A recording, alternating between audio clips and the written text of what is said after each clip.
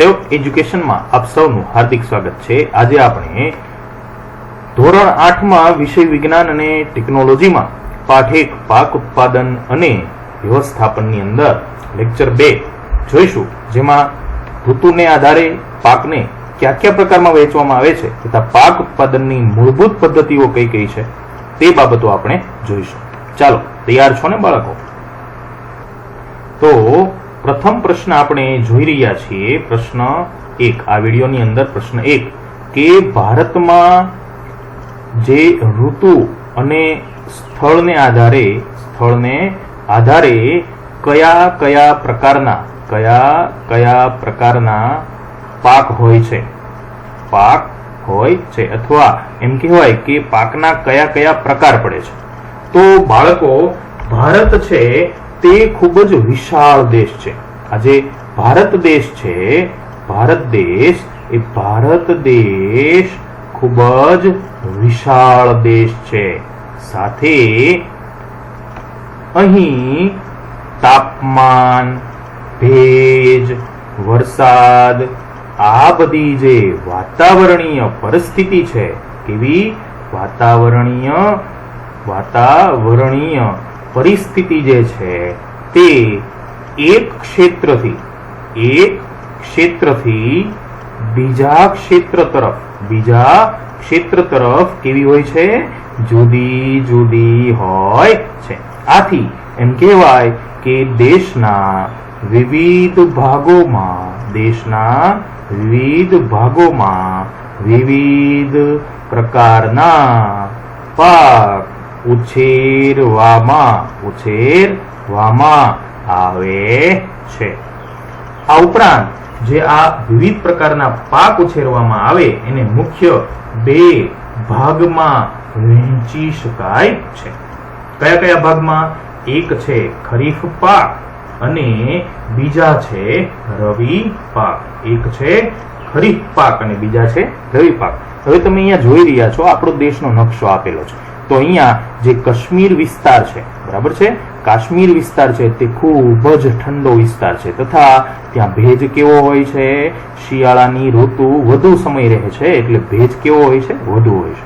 હવે અહીંયા આપણે આ વિસ્તાર જે જોઈ રહ્યા છીએ, આમાં જે ગુજરાત આવે છે, અહીંયા કચ્છ આવે છે, બરાબર છે, અહીંયા રાજસ્થાન આવે છે, આ બધો ગરમ વિસ્તાર છે। રાજસ્થાનનો તો રણ વિસ્તાર છે, બરાબર। તો તાપમાન ત્યાં કેવું હોય છે? ખૂબ જ વધારે। અહીં નીચે તરફ આવીએ તો આ જે વિસ્તાર છે, જે દરિયાકાંઠાનો વિસ્તાર છે, ત્યાં વરસાદ ખૂબ જ વધુ પડે છે, સાથે ભેજ પણ વધુ છે, હુંફાળું વાતાવરણ છે। અહીંયા જે પશ્ચિમના જંગલો એમ કહેવાય ને, અને આ જે પૂર્વ વિસ્તાર છે ત્યાં પૂર્વના જંગલો આવેલા છે। શું આવેલું છે? પૂર્વના જંગલો। આથી ત્યાં પણ જે વિસ્તાર છે તેમાં વરસાદ વધુ પડે છે। હવે આ રીતે આપણે જોઈએ તો ભારત દેશ જે છે, બરાબર, તો ભારત દેશને જે તાપમાન, ભેજ, વરસાદ વગેરે જે વાતાવરણીય પરિસ્થિતિ છે, ભારતના તાપમાન, વરસાદ વગેરે જે વાતાવરણીય પરિસ્થિતિ છે તે કેવી હોય છે? જુદી જુદી હોય છે। એક ક્ષેત્રથી બીજા ક્ષેત્રમાં આવી બદલતી વાતાવરણીય સ્થિતિમાં વિવિધ પ્રકારના પાક દેશના વિવિધ ભાગોમાં ઉછેરવામાં આવે છે। તેને 2 ભાગમાં મુખ્યત્વે વહેંચાય છે, ખરીફ પાક અને રવિ પાક। તો ચાલો આપણે હવે ખરીફ પાક અને રવિ પાક જોઈએ। તો ખરીફ પાક એટલે શું તથા જે રવિ પાક છે એનો મતલબ શું થાય એ આપણે જોઈએ। તો ખરીફ પાક એટલે જે પાકને વરસાદની ઋતુમાં રોપવામાં આવે છે તેને ખરીફ પાક કહેવાય છે। શું કહેવામાં આવે છે? ખરીફ પાક કહેવાય છે। ભારતમાં આ ઋતુ ક્યારે હોય છે? ભારતમાં આ ઋતુનો જે સમય છે તે કયો છે? તો ભારતમાં આ ઋતુનો સમય તે જૂનથી સપ્ટેમ્બર હોય છે। આ સમય દરમિયાન આપણે અહીં ખરીફ પાક વાવીએ છીએ। તેના ઉદાહરણો કયા કયા છે? કયા કયા પાક છે તેને ખરીફ પાક કહેવાય છે? તો ડાંગર એટલે કે ચોખા, બરાબર. ત્યારબાદ છે મકાઈ, પછી સોયાબીન, ત્યારબાદ મગફળી અને કપાસ. મગફળી અને કપાસ આ બધા કયા પાક છે? ખરીફ પાક કહેવામાં આવે છે. તથા રવિ પાક કયા કયા છે? તો જે પાકને શિયાળાની ઋતુમાં રોપવામાં આવે છે તે પાકને રવિ પાક કહેવામાં આવે છે. તેનો ભારતમાં સમય કયો છે? ભારતમાં તે ઋતુનો સમય અથવા એમ કહેવાય કે રવિ પાક ઉગાડવાનો સમય કયો છે? તો ભારતમાં ઓક્ટોબરથી માર્ચ તે રવિ પાકનો સમય ગણવામાં આવે છે. તેના ઉદાહરણો કયા કયા છે? બરાબર. ઉદાહરણો એટલે તેની અંદર રવિ પાકની અંદર કઈ કઈ વનસ્પતિઓ ઉગાડવામાં આવે છે? તો તેની અંદર ઘઉં એટલે વ્હીટ, પછી ચણા એટલે ગ્રામ, પછી વટાણા એટલે પી, પછી રાઈ મસ્ટર્ડ અને અળસીનો મુખવાસ મને ખબર ને, આ બધી વનસ્પતિઓ છે તે ઉગાડવામાં આવે છે. તથા ઘણા સ્થાનોએ કઠોળ અને શાકભાજી જે છે તે ઉનાળામાં ઉગાડવામાં આવે. ક્યારે ઉગાડવામાં આવે છે? ઉનાળામાં ઉગાડવામાં આવે છે. તો ફરીથી એકવાર જોઈ લઈએ કે ઋતુને આધારે કયા બે પાકના પ્રકાર પડે છે. તો બે પ્રકાર પડે છે, ખરીફ પાક અને રવિ પાક. ખરીફ પાક જે છે તેને કોને કહેવાય? જે પાકને વરસાદની ઋતુમાં રોપવામાં આવે છે તેને ખરીફ પાક કહેવાય છે. તો રવિ પાક કોને કહેવાય? જે પાકને શિયાળાની ઋતુમાં રોપવામાં આવે છે તે પાકને રવિ પાક કહેવામાં આવે છે. ભારતમાં તે ઋતુનો સમય કયો છે? તેનો સમય જૂનથી સપ્ટેમ્બર છે. કોનો? ખરીફ પાકનો. જૂન થી લઈને સપ્ટેમ્બર. જ્યારે રવિ પાકનો ભારતમાં સમય છે ઓક્ટોબરથી માર્ચ. બરાબર. હવે ઉદાહરણોની અંદર જોઈએ તો ખરીફ પાકના ઉદાહરણોમાં ડાંગર, મકાઈ, સોયાબીન, મગફળી, કપાસ આવશે. જ્યારે રવિ પાકના ઉદાહરણોમાં ઘઉં, ચણા, વટાણા, રાઈ, અળસી આવશે. ચાલો, આ સવાલ તમને આખો યાદ રહી જવો જોઈએ.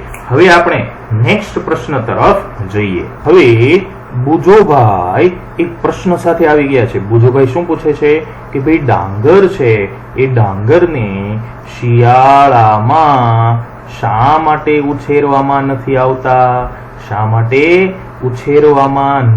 આવતી? બરાબર. તો પહેલી બેન છે એ જવાબ આપે છે. શું આપે છે પહેલી બેન જવાબ? પહેલી બેન કહે છે કે ડાંગરને વધુ માત્રામાં પાણી જોઈએ છે. તેથી તેને માત્ર ચોમાસામાં જ ઉછેરવામાં આવે છે. બરાબર. બાળકો, તમને ખબર છે કે ડાંગરની રોપણી કેવી રીતે થાય? ડાંગરને જે ખેતર હોય એ ખેતરમાં શું ભરેલું હોય છે ખબર છે? પાણી ભરેલું હોય છે, જેની અંદર એમ કહેવાય કે આપણા પગ ખૂંપી જાય એટલું પાણી ભરેલું હોય છે અને તેની અંદર ડાંગરને ઉગાડવામાં આવે છે, કારણ કે ડાંગરને વધુ માત્રામાં પાણી જોઈએ છે. ત્યારબાદનો પ્રશ્ન છે કે પાક ઉત્પાદનની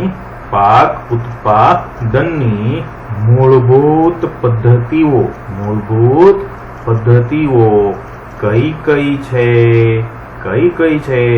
તો પાકને ઉગાડવા માટે ખેડૂતને અનેક પ્રવૃત્તિઓ કરવી પડે છે. પાક કઈ આમને આમ નથી ઉગી જતો.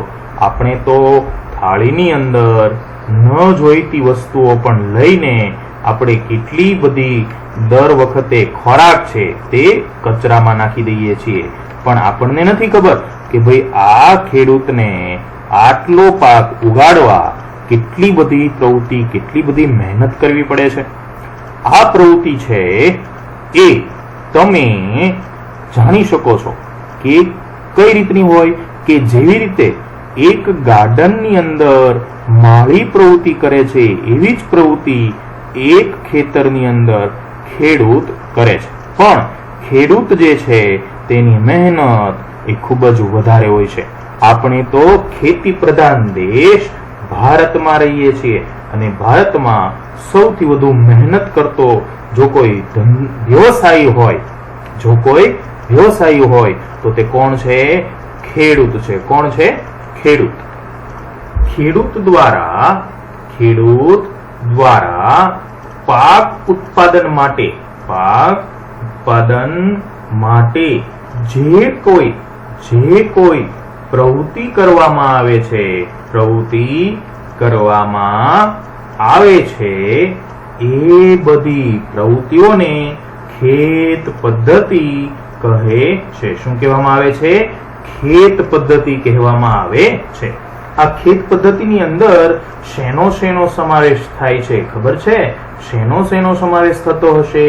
તો તે ખેત પદ્ધતિની અંદર એક ભૂમિને તૈયાર કરવી, જમીનને તૈયાર કરવી.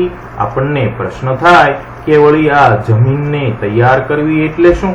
તો બાળકો દર વખતે જમીન છે તેને ખેડી અને સમથળ કરી અને તેની અંદર હવા ઉજાસ જાય તે રીતે તેની ખેડ કરવી પડે છે. બરાબર છે? હવે આપણે એના વિશે આગળ ભણીશું. હવે બીજું પગલું જે છે, બીજું કાર્ય છે તે છે રોપણી, જેની અંદર છોડને એટલે કે બીજને રોપવામાં આવે છે. 3 નંબર ઉપર આવશે કુદરતી કે કૃત્રિમ કે બંને પ્રકારના ખાતર આપવા. શું આવશે? કુદરતી કે કૃત્રિમ કે બંને પ્રકારના ખાતર આપવા. 4 નંબર ઉપર આવશે કે જે છોડ છે તેને ઉગવા માટે પાણીની જરૂર પડશે એટલે તેને સિંચાઈ એટલે કે પાણી આપવું. ત્યારબાદ છે નીંદણથી રક્ષણ. નીંદણ એટલે શું? નીંદણ એટલે બિનજરૂરી પાકથી રક્ષણ. આપણને પ્રશ્ન થાય કે આ બિનજરૂરી પાક શું નુકસાન કરતા હશે? તો તમને એક પિઝા છે એ એકલો ખાવા આપે અને તમને બીજા 10 જણા વચ્ચે ખાવા આપે તો તમને ક્યારે પિઝા વધુમાં વધુ ખાવા મળે? તો એકલા હોય ત્યારે જ પિઝા વધુ ખાવા મળે ને. એમ છોડને પણ જો બિનજરૂરી વનસ્પતિઓ આજુબાજુમાં હોય તો તેને યોગ્ય ખાતર પોષણ મળતું નથી. બરાબર? એટલે એને નીંદણથી પણ રક્ષણ કરવું પડે છે. ત્યારબાદ ઉગ્યા પછી તેની લણણી કરવી પડે છે. શું કરવી પડે છે? લણણીની અંદર ઉગેલો પાક કાપવાની ક્રિયા હોય છે. અને ત્યારબાદ હોય છે સંગ્રહ અને ત્યારબાદ હોય છે વેચાણ. આટલી પ્રવૃત્તિ છે એ ખેડૂત કરે છે. આ દરેક પ્રવૃત્તિ વિશે આપણે વિસ્તારપૂર્વક આના પછીના વિડિયો 3 ની અંદર જોઈશું. ચાલો આ વિડિયોની અંદર, આ લેક્ચરની અંદર આપણે શું ભણ્યા ફરીથી એકવાર જોઈ લઈએ. આ વિડિયોની અંદર આપણે ભણ્યા કે ઋતુ મુજબ પાકના પ્રકાર કેટલા છે. તો ઋતુ મુજબ પાકના કેટલા પ્રકાર છે? ખરીફ પાક અને રવિ પાક. બરાબર? તેના ઉદાહરણો છે, ફરીથી ધ્યાન આપી દેજો એકવાર. બરાબર? ત્યારબાદ આપણે ભણ્યા કે ડાંગરને શિયાળામાં શા માટે ઉછેરવામાં નથી આવતા? તો પહેલીએ કહ્યું કે ડાંગરને વધુ માત્રામાં પાણી જોઈએ અને ત્યારબાદ આપણે પાક ઉત્પાદનની મૂળભૂત પદ્ધતિઓ છે તે જોઈ છે. તો બાળકો આ દરેક પદ્ધતિ તમારે યાદ રાખવાની છે. આ સાથે જો તમને સેવક એજ્યુકેશનમાં ચેનલ પરથી ઘણું બધું શીખવા મળતું હોય તો બાળકો અમારી ચેનલ છે તેને તમે સબસ્ક્રાઇબ કરજો અને સાથે તમે શેર કરજો અને વધુમાં વધુ લોકો સુધી, વધુમાં વધુ બાળકો આ ચેનલનો લાભ લે તેવા પ્રયાસ કરજો. ખૂબ ખૂબ આભાર. જય હિન્દ. વંદે માતરમ.